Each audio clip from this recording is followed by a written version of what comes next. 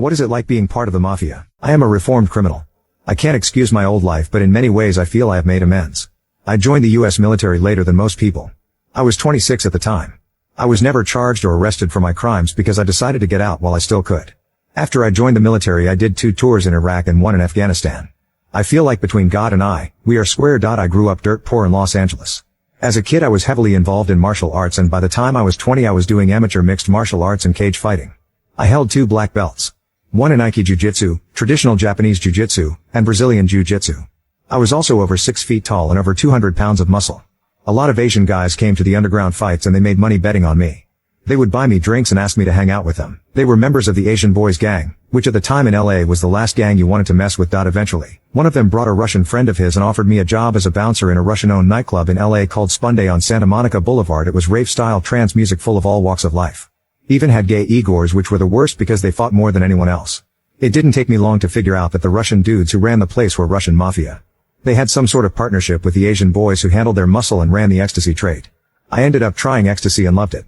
Within a few months I was dealing with it. Soon the Asian boys came to me and explained that I was dealing on their turf.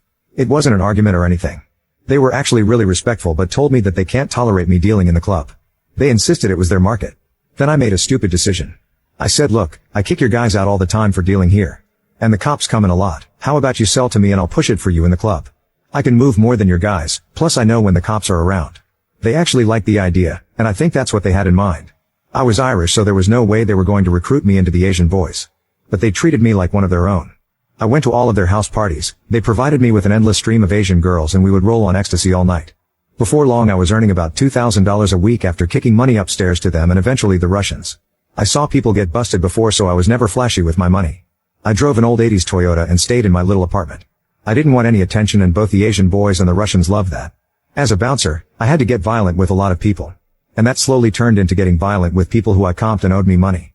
And same went for my competition. I was confronted by a Latino gang member who had a problem with me for no reason. He made threats to me and put a lot of crap out on the street about me. The Russians and the Asian boys sat me down and basically said, look, you have to handle this. If he is talking about our operation here, which now extended to 4 nightclubs, then that's going to attract a lot of attention. We already knew there was a gang task force on the Asian boys and that undercovers were coming into the club. I started using mules to do my deals so I could insulate myself. And they ended up doubling business.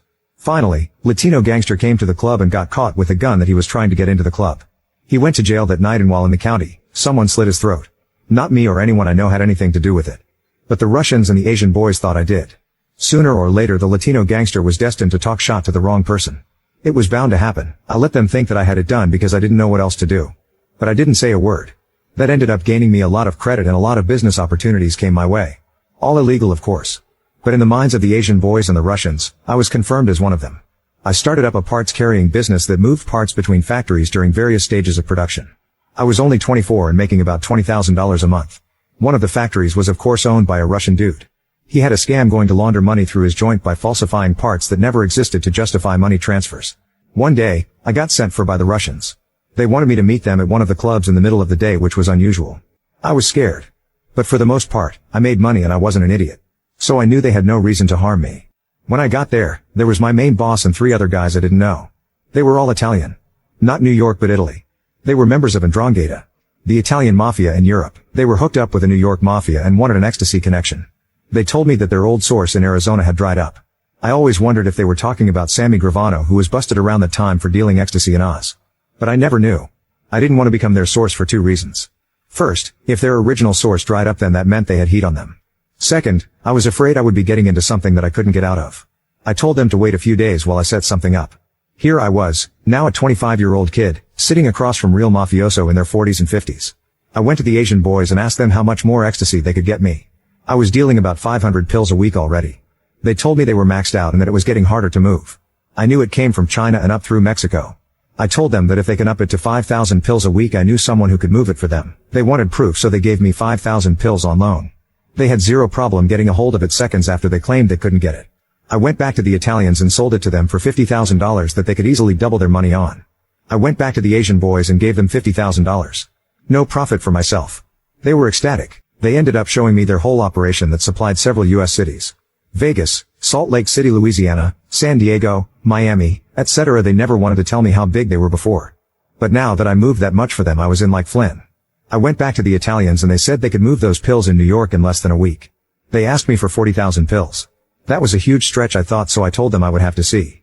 I went back to the Asian boys and to my surprise they changed their tune. They were more aggressive than usual and it seemed like they were maybe a little jealous. I was always looking for an out because I knew that it was only a matter of time before I got fingered by a gang task force. I decided to make them an offer that I thought was a long shot. I told them that we had done good business for 3 years at that point and we partied a lot together. I told them that they were my friends and I didn't want anything to happen to them. I told them that I found out there was a detective who made me and one of my customers might testify to me. I made up a person and said she was one of my customers and after getting arrested she disappeared on me. It was a total lie. I said that she got out of jail and the next day her apartment was empty. Everyone agreed that it sounded like she went into protective custody. I told them that I didn't want to do business with them anymore because I was afraid all of us would get busted. But I told them that I would hook them up with my connection who wanted the 5K pills and that they wanted to move a lot more. They saw the logic in what I was saying. By removing myself as the middleman, they would be able to expand and drop whatever heat I had on me. Of course they told me that we were friends, but they reminded me that if I walked away after they let me and I ended up flipping, they would kill my family. There was an old man there who I heard was a member of the Chinese triad. But I never confirmed that. He got angry at them for giving me that threat and yelled at them in Chinese. A minute later, someone came back with a bottle of scotch and poured shots for everyone. Suddenly my hair started standing up on the back of my neck. I had a feeling they were going to kill me. But we drank and everything seemed fine. We all hugged. A few days later, myself, the Italians and the Asian boys sat down in a steakhouse and I introduced everyone. Everyone just talked about sports, politics, the news or whatever. No business. Just introductions. I knew to do this because it was the Omerta way. Italian La Cosa Nostra does it that way and it is considered off limits to discuss business over dinner. One guy whose name was, no crap, Furio, walked me outside to talk. I think he stole the name from The Sopranos. But I wasn't going to tell him that. He wanted to know if I was getting a piece of the deal or if the Asian boys were muscling it on me. I told him that I am not the type to be muscled. I said that I will go after families as quickly as they would. It was a line of bullcrap because I never killed anyone, at least not until the military, and I didn't intend to. But I knew I couldn't start crap by accusing the Asian boys of muscling me, and I couldn't come off like a pussy either. I told Furio that I worked for the Russians. They wanted me to find you a connection because they knew I could. But that's where our partnership ended. I said the Asian boys didn't have a beef with me and didn't want one with the Russians.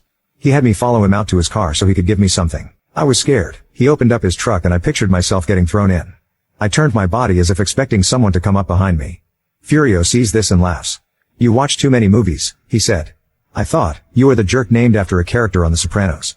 He told me that if he wanted to do anything to me he would pay a couple of gangsters to do it for him because they fit in better in jail. Instead, he pulled out a velvet bag and handed it to me. That's for you for tonight. I walked out to my car without looking at it.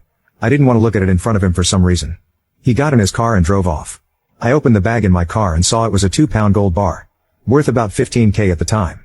Maybe $45K now. I still have it to this day. I had a nest egg of about 6 figures saved up and I left town for a suburb. I ended up getting a few jobs in security and was glad to be out of that life.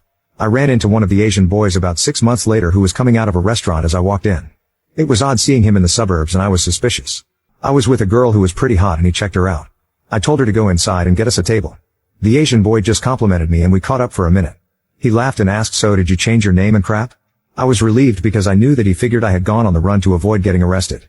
I told him that I was going by a different name and just laying low, doing legit work. I told him that I didn't know if I could get back in or not. He told me that I shouldn't. He shocked me when he said that no one can do it forever. He said he would get out, but he needed the money. We exchanged numbers and that was it. I never saw him again. About a year later, 2 things happened that changed my life.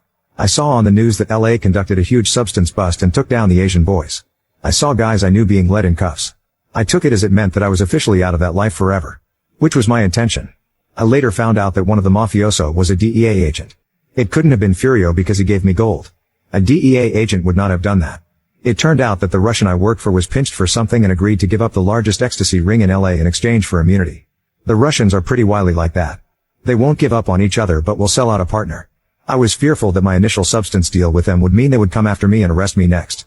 They never did. I eventually figured that I was perceived as a courier rather than a dealer.